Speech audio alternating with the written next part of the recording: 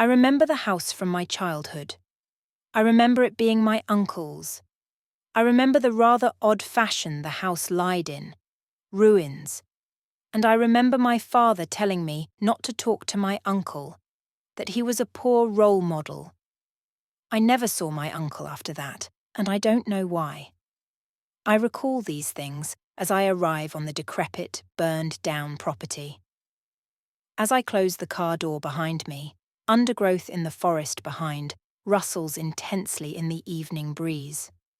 Unsettled by the ambient and eerie atmosphere, I swiftly walked up to the ruined house, stepping up on the creaky steps.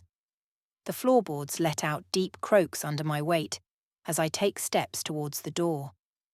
The top floor of the house was awfully barren, an eerie breeze floating aloft the autumn breeze, carrying with it an unpleasant, musty smell. The radiance of sunset beams on the horizon as evening bridges the border to nighttime. I decide to get going before night comes about and begin walking to the door. As I step towards the door, I trip over a lip in the floorboards.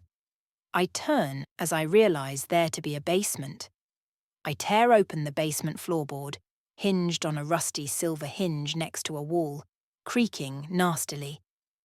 I step down the groaning steps and immediately receive a vile surge of the odor from before, which appears to be wafting from a small chest at the end of a long, damp, stony hallway.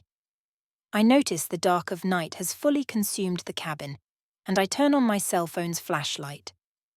The cobbled walkway shifts as my boots push down my weight onto them as I reach the chest.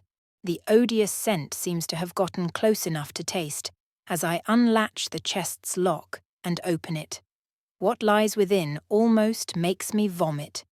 The decomposing corpse of a young lady, her ribcage ripped clean open, organs missing, her skin tone pale and grey. Her body has been crudely compact into a tight ball, as her body could never have fit into such a small chest. That rustling from the forest sure seemed to get closer. I feel a warm and heavy breathing on the back of my neck, causing the hair on my arms to stand on end. I reel back and begin to turn, catching the silhouette of a massive, burly man carrying an unidentifiable object. I can't focus on the figure for long, as the latch on the basement door clicks and it swings shut with one final resounding slam. Now I remember why my father told me to stay away.